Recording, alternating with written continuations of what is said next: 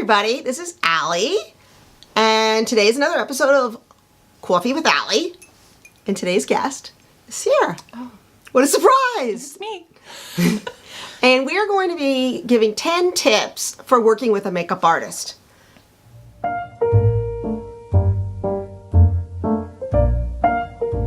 Okay.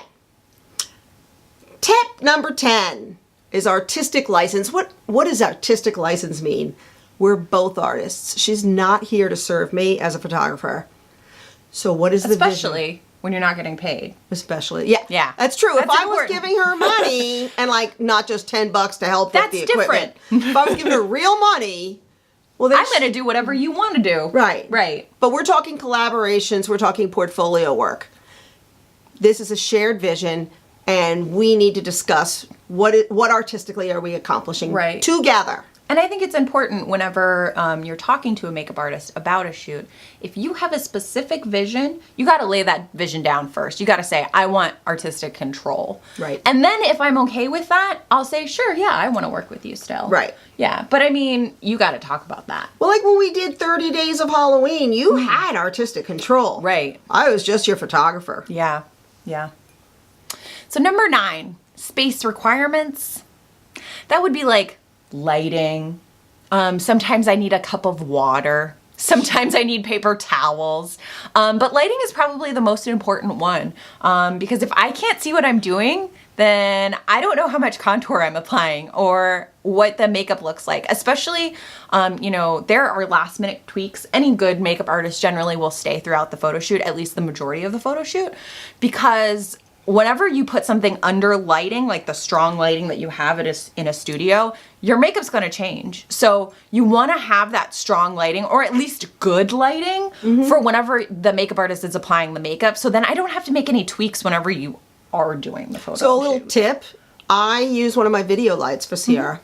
It's very nice. A little continuous light. Yeah. They're not that expensive. Number 8, expectations for the makeup. So, for example, I'm very big on studying somebody's face and making sure that I am going to bring out their best characteristics. And a lot of Right. people have a good side and a bad side. Right. Most people, it's the left side is their good side. So I'll forget to tell Sierra, I'm planning to shoot into the left side, and then she does all the makeup on the the other right. side of the face. It happens pretty frequently, Yeah, it actually. happens. I mean, you'd think, because we discuss it I sometimes. know, and then yet we it's forget. like my tip number 8. So yeah, but But it's my fault too. I need to discuss it. We Right. need to remember this. to discuss it. And yeah. so that we talk about that. Right. So number 7, Photoshop expectations. So a lot of the time I don't use Photoshop. I don't ask you to use Photoshop. It's very, very rare. But for example, when I was doing Space Ladies with Dan, I could not figure out how to get the makeup into the hairline, which was very important because these women were in Aliens. a completely different color, aliens. So I asked my makeup group that I'm a part of and my mentors, and literally everybody told me, we don't do it. We just ask the photo person to basically Photoshop it in. So that was something that I had to ask Dan if he was comfortable with doing. I had to say, are you comfortable with doing that Photoshop? If not, then I will figure out how to do it into the hairline.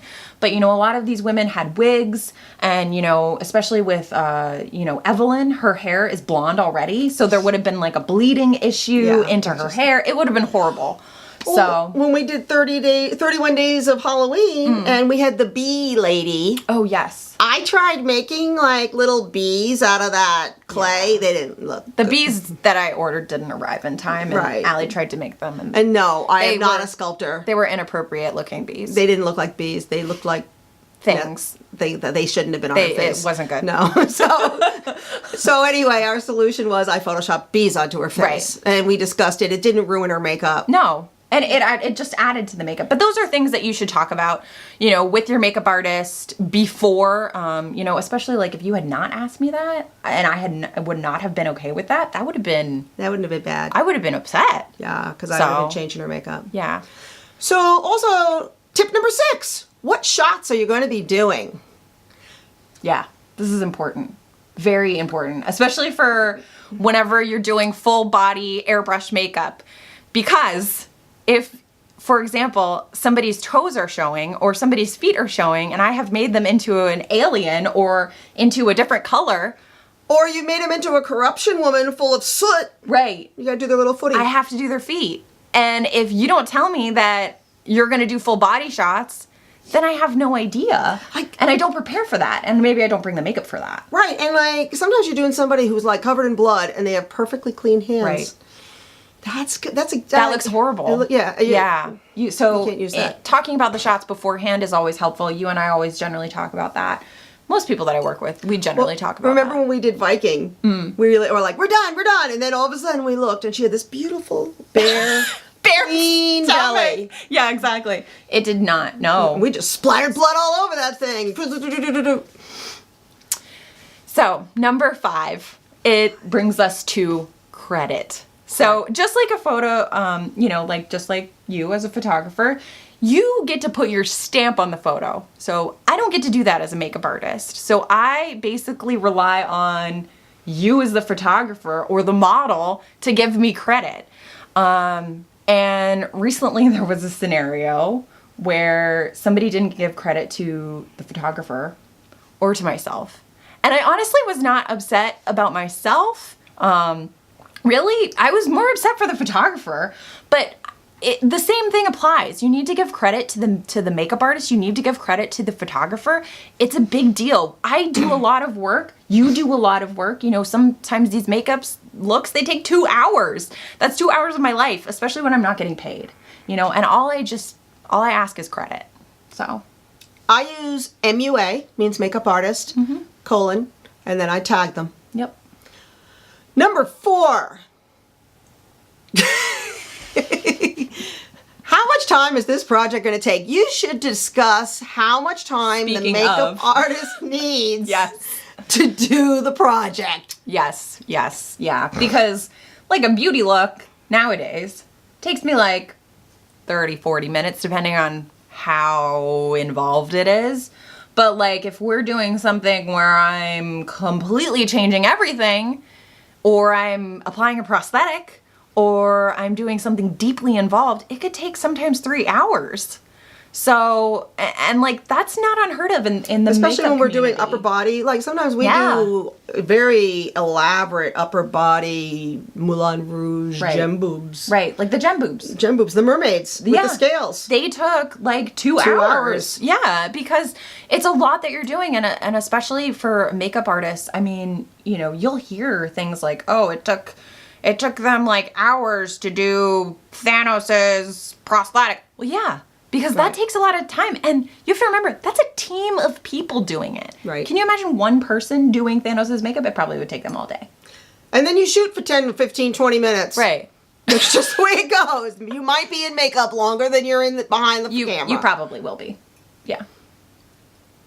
Sierra, this is one of your favorites. Number 3. Hovering. Are you done yet? What's happening? How much more you got left? Did you get that finished? I don't really like how you did that. Yeah, what's Were going you on? going to finish that yet? No. Shut up. Leave me alone. That's what I want to say. That was hovering, just in case you're wondering. I don't do it. Yeah, no. 'cause I'm scared of her. No, but I don't enjoy hovering. I'm sure any person that does anything does not. It's a form of micromanagement, and I just don't enjoy it. So don't hover. I frequently though will ask Allie like, how does this contour look? Do you think that this is enough? Do you think that this part looks okay? I frequently will ask her because we work as a team. And I have learned not to give that feedback until she asks, because she works in layers. I do. And so I may come over there and the face looks really flat. And I'm like, are you going to contour that? That's not a good idea. She has not done it yet. It is not a good idea. Did you have to learn that the hard way? I did. I did. I learned it. Probably when I snapped at you one day. Maybe, but you know, she snaps gently. Not all of them will. I mean, okay, tip number 2. Be on time. Yes. Why do we always talk about this? Because unfortunately, in the world of modeling and acting, actors are frequently not on time. And models, unfortunately, are frequently not on time. I'm not saying all models. There are lots of models who are always on time. They're early. That is great. And that is just for me a stage management thing that I picked up from whenever, I worked in theater. If you're not on time, then you're late. And if you're on time, you're still late. So be 10 minutes early, because for me, I'm setting up my chair, I'm doing everything beforehand. And if I'm waiting on you, that's more time that we're digging into the photographer's time. And have there been times that I've been late? Yes. And I always feel horrible about it. But being on time is really important. And So as a side note, as a photographer, if you are late, I'm not going to give you a lot of trouble about it because I don't want to ruin the shoot, but I'm still mad.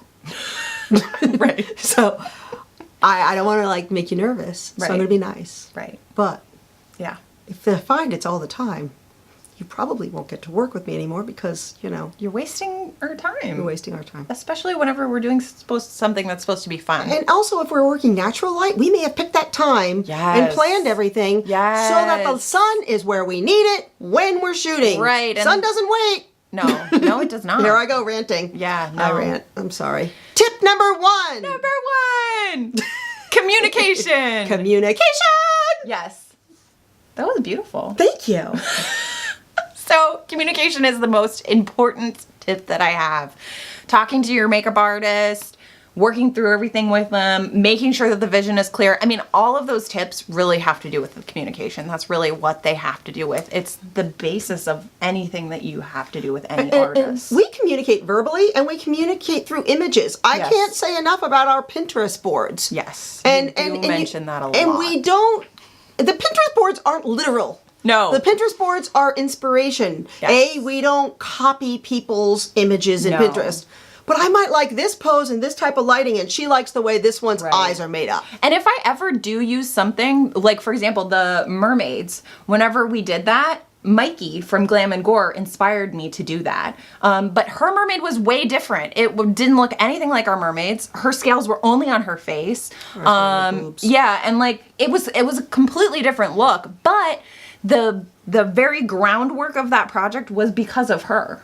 So I gave her credit in all of those. I tagged her in all my photos. I said that they were inspired by her because she's pretty awesome. Yeah, we all have our people that we look up to. Yeah. So that's our 10 tips. I hope it helps you in working with a makeup artist. And if you've enjoyed this, Or if you have any tips, she's right. Yeah. If you do have any tips, share them in the comments because we want to hear it. And the other thing we'd like to hear is ideas. Sierra and I, we collaborate a lot. And I think that's going to be a big thread coming through a lot of our shows. yeah. What do you want to know about? What would you want to hear us yabber on about for a few minutes? Yeah, what questions do you have? Yeah, exactly. What do you need to know? And subscribe so that way when we do what you ask, you'll see it. Thank you.